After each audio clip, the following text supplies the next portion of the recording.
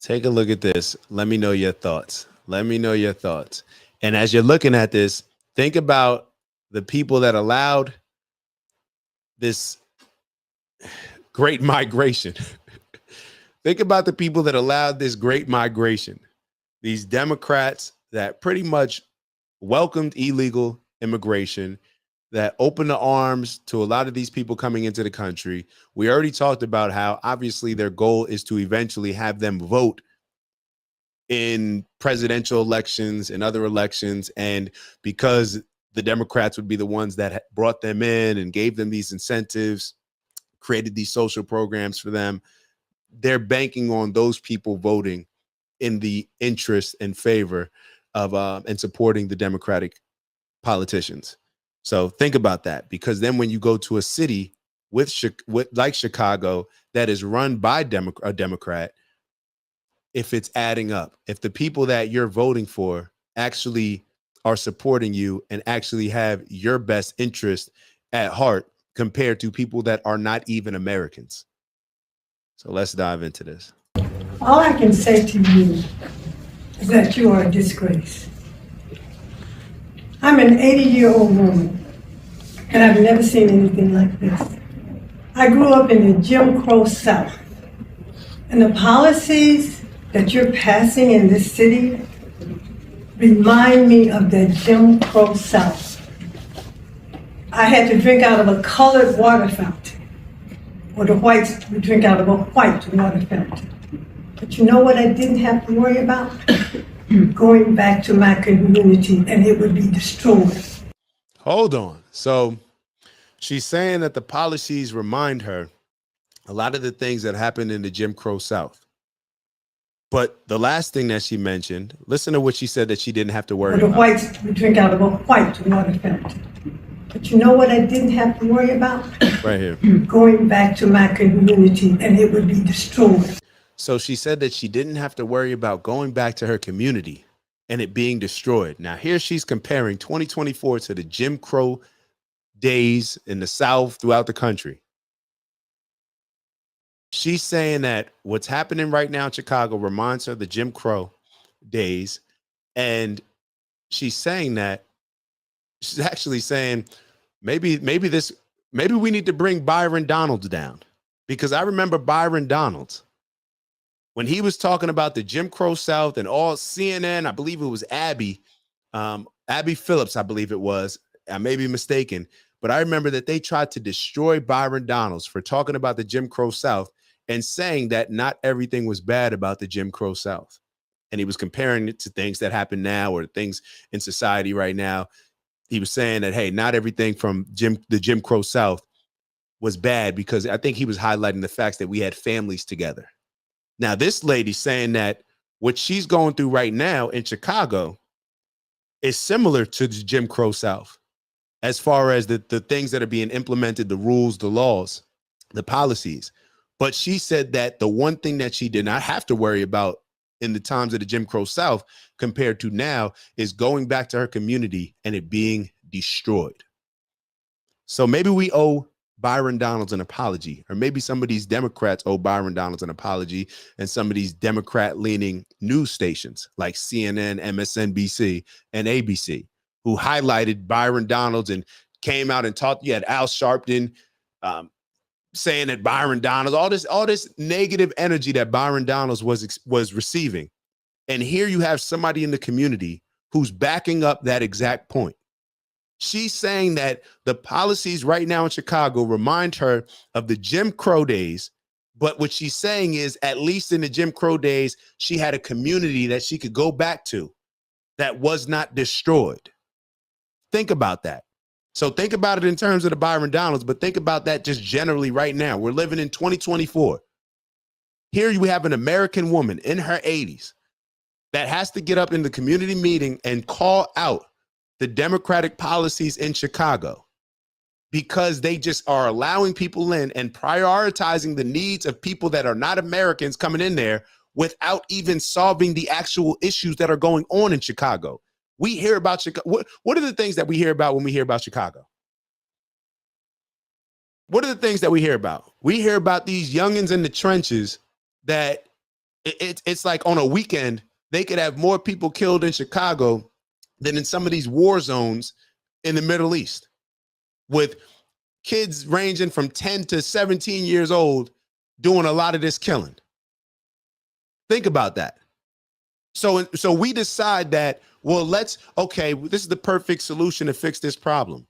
We know that the infrastructure is terrible. We know that the city's out of control in a lot of these areas, and a lot of these impoverished areas where the crime rates are the highest. So what's the solution? We're going to bring in a whole bunch of people and we're going to put them in those exact areas. Well, of course, we're not going to put them in the nice areas, right? Of course, all these these politicians that are saying that they're sanctuary cities, they're welcoming all these people. Well, that's because they're not living in your neighborhoods. That's because they're not causing infrastructure issues and other issues in your neighborhoods. That's why they allow it. But then the very people that are living in the community who have voted for a lot of these democratic policies, these are the people that are bringing in these people that are destroying their lives and destroying their communities, as this lady just said. Let's keep going. I worry about going back to my community and it would be destroyed. And everybody else is in my community but Black people. And this is what you've done with this immigration. You have allowed all these people, you brought all these people into this city. You are destroying this city. And the Black community is flooded with all of these immigrants, violent ones, prostitution, gangs. You did. Hold up. She said the communities are flooded with all these immigrants, violent ones, prostitution, gangs. But hold up, when Trump said that they're criminals, what else did he say? They're rapists. What else did Trump say? So the very things that Trump said, and we destroyed him for it. I probably was one of the people destroying him for it. This lady is saying the very same thing. But it's because we're so used to communicating like mom instead of communicating like dad. Because we're so used to communicating in a way where we just want people to comfort us rather than to give us straight talk. That's why we think the way that we think. That's why we get bamboozled the way that we've been bamboozled. Listen to what she's saying. Let's run it back a second. And the Black community is flooded with all of these immigrants, violent ones, prostitution, gangs. Because when Trump says it, we just don't like his tone, his rhetoric. He's so harsh. But she's calling it out. Maybe she should be thanking Trump for being so harsh and calling out a lot of this stuff.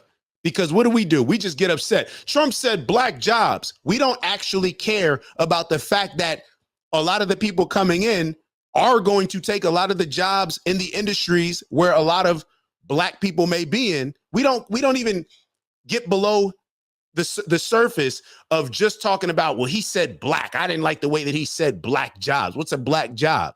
What's a Black job? Go look at the jobs that most Black people are filling.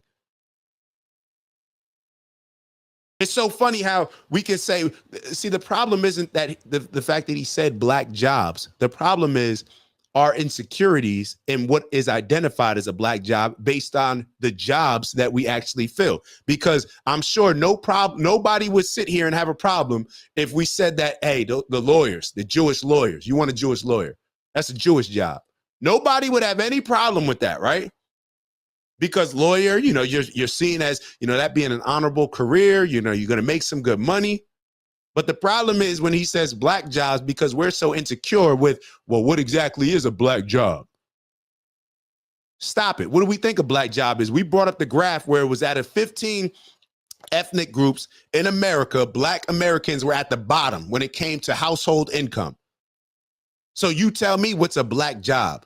One that doesn't pay particularly well based on the majority of us. Now, are there exceptions? Yeah. Well, what's a Black job? Is LeBron James a Black job? Or is Barack Obama a Black job? Is Kamala Harris, that's a Black job? No, it's not. Look at the majority of people.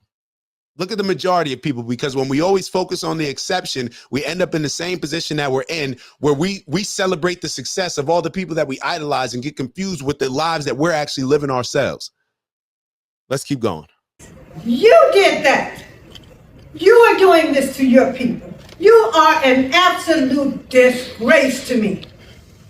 Like I said, I drank out of that colored water fountain, but I could go back to that black community that was intact. Women are crying. Taxes are going up. What am I going to do with my children? Where are we going to go and live? This is because of you, Brandon Johnson. Brandon Johnson. You're destroying the south side of Chicago. You're destroying the south side of Chicago. With your policy. All under the Democratic Party. With your policies, all under the Democratic Party. You are a disgrace. Okay, Auntie. Okay, Auntie. Do we need to say anything else, or are we good here? I feel like Auntie explained everything very well. Let's get to these comments real quick. And I'm not going to hold you guys too much longer. And we're going to wrap it up soon. Brandon wrote, I think the biggest difference is that one is incompetent and has zero leadership abilities, poor communication skills, and presents poorly to those they're trying to impress. Okay, hold on. Did I miss? Hold on. And then Uncle Brother wrote, in my opinion, I think in my opinion, we need to stop referring to politicians who identify as Democrats as democratic. The policies they're pushing are far from democratic. That is an excellent point, Uncle Brother. That is an excellent point, Uncle Brother. Just because you call yourself the Democratic Party does not mean that you are actually for democracy. And like, did we not see that exactly when it comes to Kamala? Kamala Harris is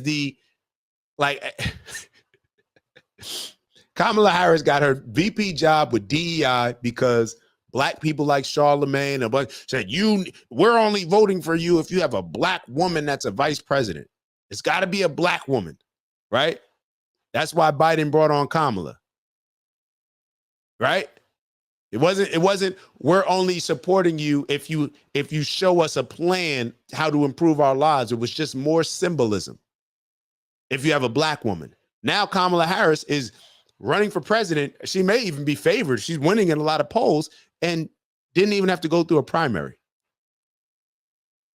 So the group that calls themselves Democrats, they nominate a candidate who did not even have to go through a primary process. And we know that's all BS. We knew damn well that they were trying to force Joe Biden to run again or act like he was running again just to prevent other people that would have ran like a RFK Jr. against Kamala. They didn't want to open the field up. So we know what that's about.